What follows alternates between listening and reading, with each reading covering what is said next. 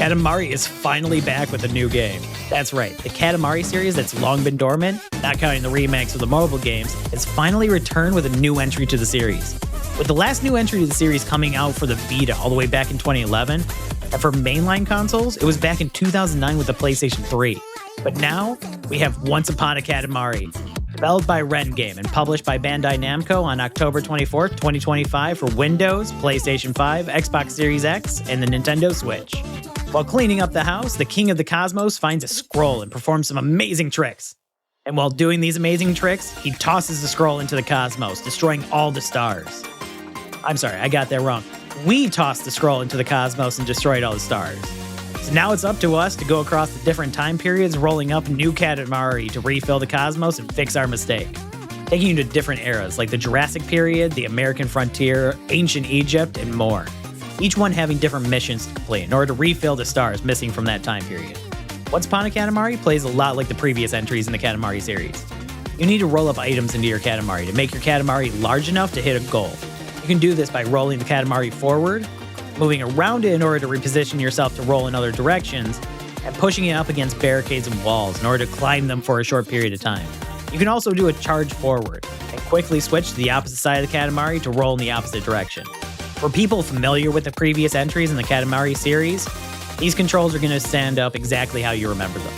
New for Once Upon a Katamari for the controls, though, are new camera angles. You can now get a viewpoint from either Katamari or from the Prince. This will help you look around the area in order to help you find items you may have missed. Using these controls, you can roll up any items on the map that are smaller size than you, in order to meet the goal of the level you're on within the time it gives you. But just rolling up items with the Katamari isn't the only thing in this game. There's some extra challenges as well.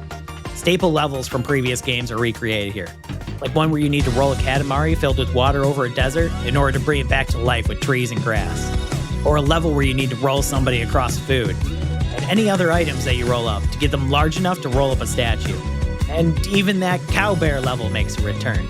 The one where the entire map is filled with cows and bears and it ends the moment you roll one up, but some of the items are just cow and bear pattern and they also count. So you have to roll around everything very carefully to grow the size of the Katamari, and then still end up accidentally rolling up a cow print traffic cone. And even though that level is a bane of my existence, it's still nice to see it return to the game, along with everything else. It gives a fresh twist to the formula of just rolling up anything you can, especially when joined by challenge levels that, to my recollection, are new to the series. Like a mission to roll up a Katamari in order to be deep fried, going across a bunch of food carts to roll up different foods, and ending with you putting the Katamari in a deep fryer filled with oil. It's the kind of wild creativity I expect from the Katamari series, and what makes the new addition to the series feel so fresh. Also, the fact that there are quite a few story elements in the game. As you're progressing through the different periods of time, you're greeted with cutscenes showing what the king and queen of the cosmos are up to while you're rolling up Katamaris, with them interacting with different time periods.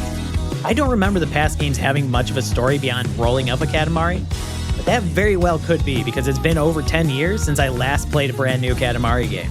So this one having a story taking you to the different periods of time gives it a good setting for why you're going through these different level designs.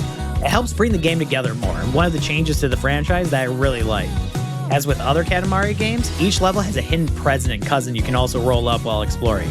If you roll up a cousin while playing a level, after you complete that level, you can then change to play as that cousin instead of the prince. Then presents will give you new customization you can use on the prince or cousins to give them unique looks. But add to the roster of collectibles are the King of the Cosmos crowns. Each stage, in addition to the gift and cousin, has 3 crowns you can collect, hidden across the map the same way as the cousins and presents are, which can be tricky to find sometimes. But Once Upon a Katamari adds new temporary upgrade items that can help you find these new hidden items across the map. In previous Katamari games, some of these items did exist, like the magnet, which brings all the items you're capable of rolling up to your Katamari. In Once Upon a Katamari, that has changed though, with some new items being added, like the stopwatch that can freeze time, allowing you to roll up items that would normally be moving a lot easier, and give you a couple extra seconds on the timer. And a scanner that'll mark where you can find items hidden on that level. But they only last for a short period of time, so make sure to use them wisely. But luckily, you can grab the item and hold on to it to activate it whenever you want, instead of it automatically activating the moment you collect it, as was tradition with the previous games in the franchise. These additions and changes to the franchise are all very welcome ones in my opinion. I've been a huge fan of the Katamari games since the PlayStation 2 when the series first came out. The game's wacky presentation and huge list of objects you can roll up are all present here. The range of level designs and settings is amazing in this game. You have one level where you're rolling up flowers around a Greek-era building, and then another level where you're rolling up dinosaurs in the Jurassic era. Each level, of course, starting with someone asking you for a favor to kick off that level, with the dialogue being hilarious, either from the person making the request or the king himself commenting on the request before you take off. The setting of having different eras that everything falls into is a brilliant way to adapt the already insane nature of the level design from Katamari. For anyone that hasn't played a Katamari game before, the game is a mix of both relaxing and strangely tense as you roll up the Katamari to meet the goal within the time period, especially in the levels where you need to roll the Katamari to a specific area of that level, and you get that warning that you only have 1 minute left, giving you that little bit of panic as you try and figure out where you're supposed to go in order to finish this level before the timer runs out. But the insane amount of animations of all the characters and objects you collect, mixing with the amazing soundtrack, just makes the whole experience feel like a fever dream. It's exactly what I want from a Katamari game. Though, I do have to ask, why are there so many loading screens in this game? I played this game on the PlayStation 5, and I remember one of the promises from the early days of that console was that loading screens would be a thing of the past. If anything, I expected Katamari to be one of the games that would fulfill that. And while the loading screens aren't too long, it's the fact they pop up in the middle of stages to unlock further parts of the stage, and it just puts a strange halt to the game for a couple seconds.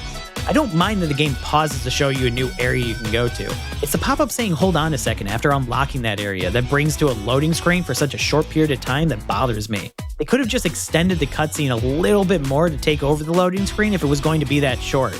And it disrupts a little bit of the flow of the game in my opinion. But luckily it doesn't happen too often. And for the most part, the loading usually happens hidden behind cutscenes that start the level or happen toward the middle to expand on the area. It's just the sudden loading screens popping up and then going away almost immediately that kind of feels pointless. But overall, the game is still a very fun experience. And that's why I give Once Upon a Katamari a 4.5 out of 5. I can't express enough how happy I am to see the Katamari franchise coming back to life, especially since it really stands out from the previous games with some really good improvements mixed in. Katamari in the past has always been one of my comfort games to play when I want to relax for a bit. It's the kind of game where you don't have to worry about story or any kind of tactical approach to it. You just keep rolling ball until ball get bigger, then roll up bigger stuff. It's so simple of a concept, it's just genius. Especially when the series leans into its insane setting so much and just turns into this fever dream of rolling up teacups to rolling up the literal universe. And then added in with a colorful and wide range of objects to roll up, and the over-the-top cheery music track that goes over the screams and shrieks of people you're rolling up. And you have what is the first game I ever thought, what am I playing? And that feeling continues today with a grin on my face. So if you've never played a Katamari game before, this is a great one to pick up in order to get into the franchise. And if you're a fan of the previous games, you're going to enjoy this one as well. But hey, let us know in the comments what you thought of the game.